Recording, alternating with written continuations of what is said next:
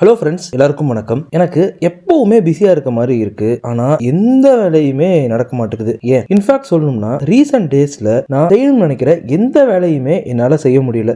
ஏன் அப்படின்னா நான் டைமை வேஸ்ட் பண்ணிட்டு இருக்கேன். டைமை வேஸ்ட் மட்டும் தான் பண்ணிட்டு இருக்கேன். இந்த டைமை எப்படி நம்ம மேனேஜ் பண்றது அப்படிங்கிறதுக்காக இந்த வீடியோ நான் போட்டிருக்கேன். ஸோ வாங்க குயிக்கா வீடியோக்குள்ள போவோம். ஃபர்ஸ்ட் பிளான் பண்ணணும். என்னென்ன வேலைகள் நமக்கு இருக்கு. அது நம்மளுடைய பர்சனல் ஒர்க்கா இருக்கலாம், ப்ரொஃபஷனல் ஒர்க்கா இருக்கலாம், நம்ம செய்யணும்னு நினைக்கிற எந்த வேலையா வேணா இருக்கலாம். என்னென்ன வேலைகள் இருக்கு அப்படிங்கறத முதல்ல நம்ம நோட் பண்ணணும். இந்த வேலைகளை எப்படி பண்றது அப்படின்னு சொல்லி நம்ம ஒரு ப்ராப்பரான ஒரு திட்டம், பிளான் அப்படிங்கறத கண்டிப்பா பண்ணணும். கார் வாஷ் பண்றதுல இருந்து வீட்டுக்கு தேவையான பொருட்களை கடைகள்ல இருந்து வாங்குற வரைக்கும் நமக்கு என்னென்னலாம் வேலைகள் இருக்கு, என்னென்ன வேலைகள்லாம் நம்ம பண்ணணும்னு நினைக்கிறோம் அப்படிங்கறத நோட் பண்ணிக்கணும். நோட் பண்ணி எப்படி செய்யணும் அப்படிங்கிற அந்த ஒரு பிளான் அப்படிங்கறத ஃபர்ஸ்ட் ஃபார்ம் பண்ணுங்க. ரெண்டாவது, ஸ்டார்ட் early. காலையில சீக்கிரம் எந்திரிக்கிறது அப்படிங்கிறது ரொம்ப ரொம்ப ரொம்ப ரொம்ப முக்கியமான ஒரு பழக்கமா நான் பார்க்கிறேன். ஏன்னா ஒன்ஸ் நீங்க காலையில சீக்கிரம் எந்திரிச்சிட்டீங்க அப்படின்னாலே உங்களுக்கு நிறைய டைம் கிடைக்கும், ஃப்ரெஷ்ஷா இருக்கும். மூணாவது, நம்மளுடைய டைமை நம்ம ட்ராக் பண்ணணும். ஒரு நாளைக்கு நம்மள்ட்ட இருக்கிறது 24 மணி நேரங்கள், 24 ஹார்ஸ். இந்த 24 மணி நேரங்கள் 24 ஹார்ஸ் இருக்கக்கூடிய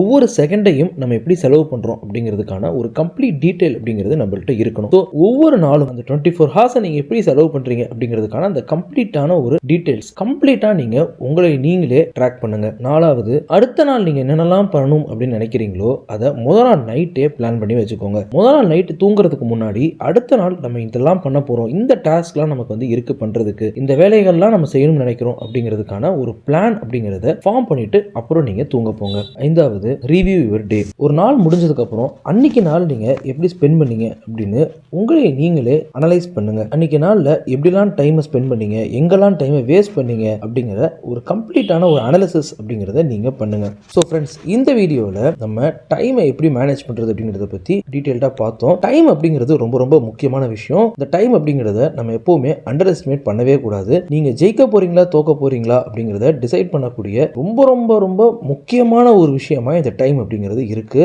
ஸோ இந்த வீடியோ உங்களுக்கு யூஸ்ஃபுல்லா இருந்திருக்கும்னு நினைக்கிறேன். அடுத்த வீடியோல பார்ப்போம். பை.